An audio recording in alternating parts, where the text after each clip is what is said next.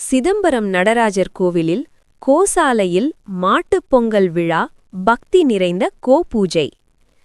பிரசித்தி பெற்ற சிதம்பரம் நடராஜர் திருக்கோவிலில் அமைந்துள்ள கோசாலையில் மாட்டுப் பொங்கல் திருவிழா வெள்ளிக்கிழமை மாலை வெகு சிறப்பாக நடைபெற்றது.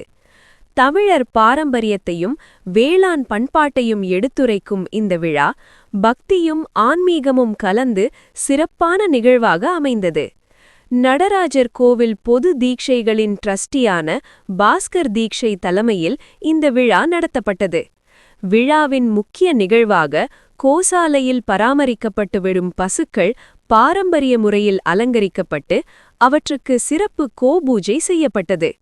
மாட்டுப் பொங்கல் நாளை முன்னிட்டு பசுக்களின் ஆரோக்கியம், செழிப்பு மற்றும் நலன் வேண்டி சிறப்பு வழிபாடுகள் நடைபெற்றன.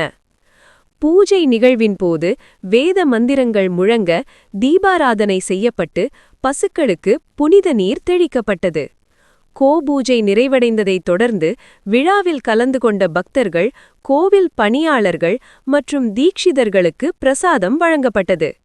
இந்த விழாவில் திரளான பக்தர்கள் கலந்து கொண்டு கோபூஜையை தரிசித்து குடும்ப நலன், விவசாய வளம் மற்றும் நாட்டின் செழிப்பு வேண்டி பிரார்த்தனை செய்தனர். கோசாலை வளாகம் முழுவதும் ஆன்மீக சூழலுடன் மாட்டுப் பொங்கல் விழாவின் பாரம்பரியம் களைகட்டியது.